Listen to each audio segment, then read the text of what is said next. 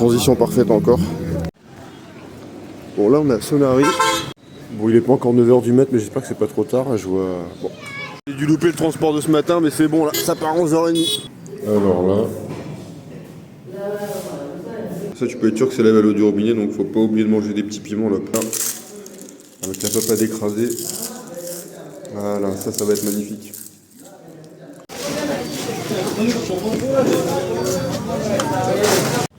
Bon, encore une fois, je paye le double. Là, c'est 600 pour avoir une place entière. Là, parce que au fait, pour aller au Nagaland, il faut un genre de permis. Enfin, très franchement, ça m'a coûté 3 balles et ça a mis genre quelques heures à arriver. Par contre, encore une fois, ça buguait. J'ai dû m'y prendre à, ouais, franchement, 5-6 fois sur 2-3 jours.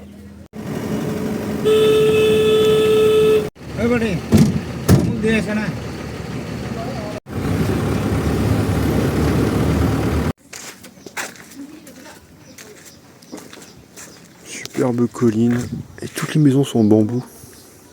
J'ai vu quelques fumoirs à viande, ça c'est bon signe. Ça me déborde qu'ils fassent toujours genre une demi-heure de pause pour 1 heure de route là. Là on est à Mon, la capitale du district. C'est le bordel. Trouve un petit homestay sympa là. Là c'est connu pour le porc fumé. Là c'est en train de fumer dans le panier là. Là on a de la bière de riz. On va voir ce que ça vaut ce truc là. Ouais, aujourd'hui je partage ma chambre. J'aime pas trop ça mais bon c'était trop cher autrement. En fait j'ai déjà goûté ce truc là en fait. C'est un goût un peu de poire. C'est pas du tout sucré, mais c'est super plaisant. Et en fait, moi j'avais déjà goûté ça au Vietnam, mais genre c'était pas du tout. Enfin, c'était vraiment de la bouillie de riz fermentée. Et là, c'est la même chose, sauf que ça doit être mixé et filtré. Et non, ça passe. Donc on a riz, pommes de terre, sauce piquante, dalle. Et là, alors là, c'est l'original. C'est genre, c'est du porc avec des pousses de bambou fermentées. La viande, elle est fumée, c'est magnifique. Ouais, ça c'est mijoté. Et encore une fois, là, le machin fumé, c'est magnifique. Bon, repas épique. Et voilà les victuailles, ça c'est magnifique. Ils mettent du porc super gras. Fumage très lent du porc. Donc apparemment, ça fume 4 jours. C'est des bichons, ça, non? C'est des chiens de race.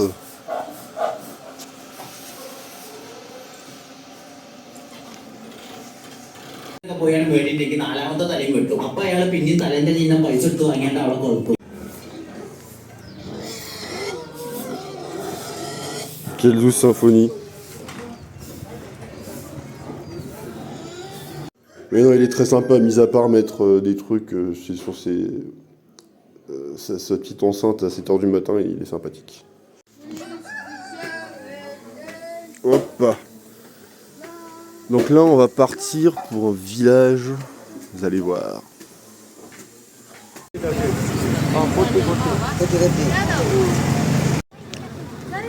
Claquettes chaussettes. Le poisson-chat ici, c'est pas étonnant. Mais alors ça a un peu une gueule de piranha, c'est pas ça, mais des petites carpes locales, je suppose.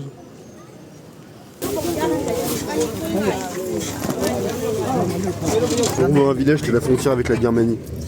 Et en gros, eux, ils vont un peu plus loin. Et genre, il n'y a pas genre de lien avec le reste du pays en fait. Il n'y a même pas genre le pouvoir central n'a aucune antenne, il n'y a pas de policiers ni rien. Ils sont vraiment tournés vers l'Inde à tous les points. Et apparemment pour aller à Mandalay, c'est genre la grande ville du Nord, il faudrait 3 jours de route. Là, c'est la Birmanie.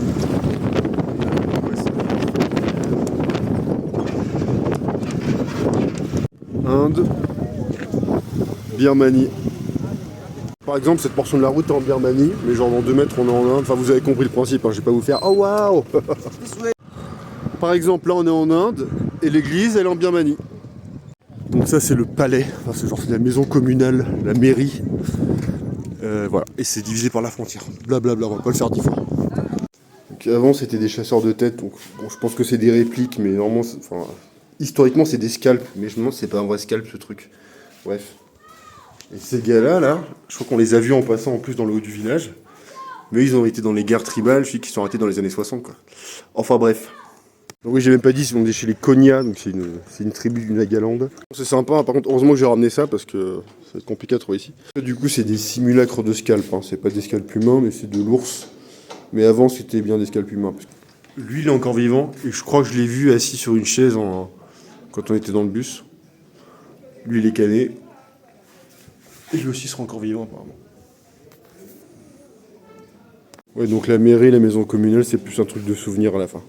Ça me paraît pas très local tout ça. Donc là, ils sont en train de leur vendre des trucs. Je sais pas ce qu'ils sont en train de faire là. Tu vois que c'est couvert de fumée, hein, ça sert de fumoir. Yes. Donc ce village est une énorme escroquerie. Hein. C'est juste un truc de touriste, évidemment. Ça me saoule déjà. C'est un peu Disneylandisé le bordel, mais... Oh.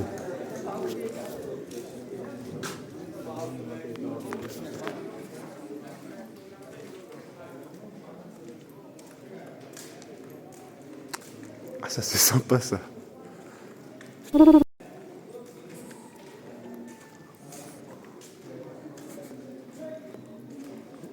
Et c'est marrant, ouais. Enfin, je pense que tu restes un peu là-dedans, toi aussi tu te fais fumer, là c'est enduit de suie.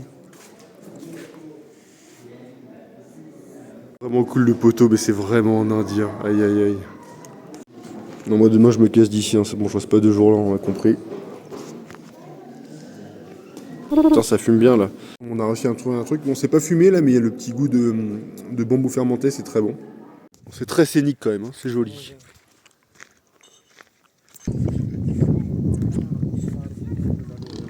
Ah, au fait, hein, on m'a pas demandé mon permis. Non, c'est superbe quand même, mais voilà. Demain, Cassos.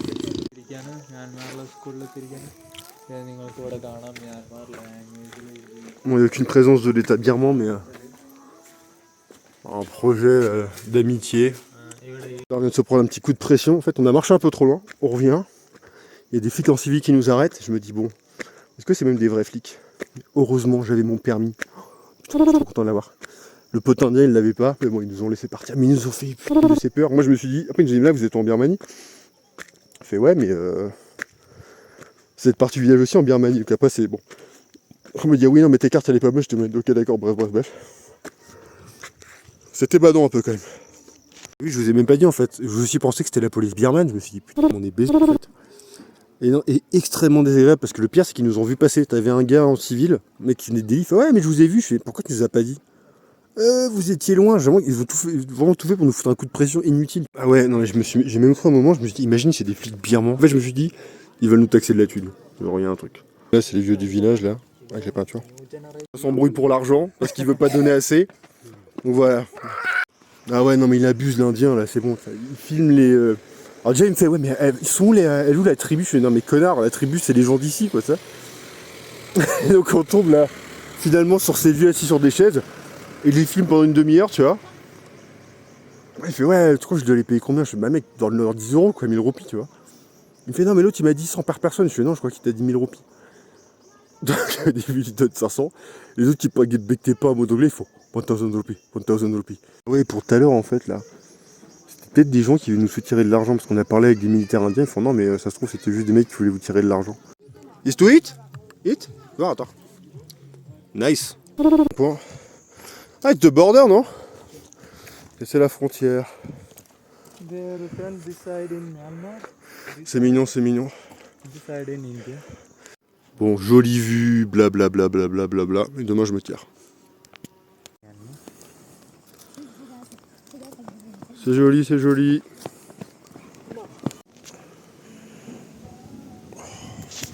Ah, je me suis trompé d'une heure. Je suis dû une heure trop tôt.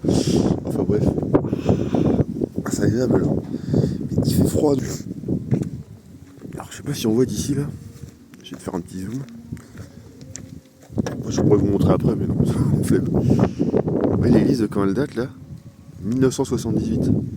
Et je crois que les premiers missionnaires, ils sont arrivés, fin des années 60, début des années 70. Et de ce que j'ai compris, je parlais avec un gars, donc je suis pas sûr que ce soit vrai à 100%, il m'a dit qu'il n'y avait jamais eu de contact avec les autorités coloniales. Ça a seulement commencé officiellement dans les années 60 avec les autorités indiennes. Et moi j'aurais pensé que ça aurait pu arriver un peu avant, sachant qu'ils sont à la frontière entre l'Inde et la Birmanie. Bon, avant c'était le Raj britannique, donc il n'y avait pas de limite. Enfin, c'était qu'une limite administrative, mais c'est devenu une limite officielle après l'indépendance. Donc oui, ça fait sens qu'après coup, ils aient dû être en contact avec les autorités indiennes, mais qu'ils aient attendu 15 ans pour ça, c'est fou. invité par le chauffeur de taxi à boire un petit thé. Ah putain, on est en train d'étouffer là-dedans. Il nous demande de prendre des photos. C'est de ce côté-là qu'on a eu les problèmes hier. Là. On est à Mon là, de retour. Et là, normalement, on peut choper un petit 4x4 pour retourner dans la Sam à Sonari.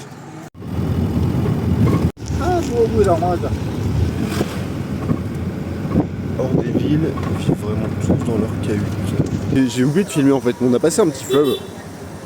C'est vraiment la frontière genre administrative entre le Nagaland et la Sam. Et d'un coup, on est vraiment retourné dans l'Inde véritable. Et c'est plaisant en fait. Si je vais utiliser une expression de connard, mais genre d'un coup tu peux relire la grammaire sociale directement quoi. Quelque chose de familier, quelque chose de plus tranquille. Au final. Non, je suis content d'être de retour.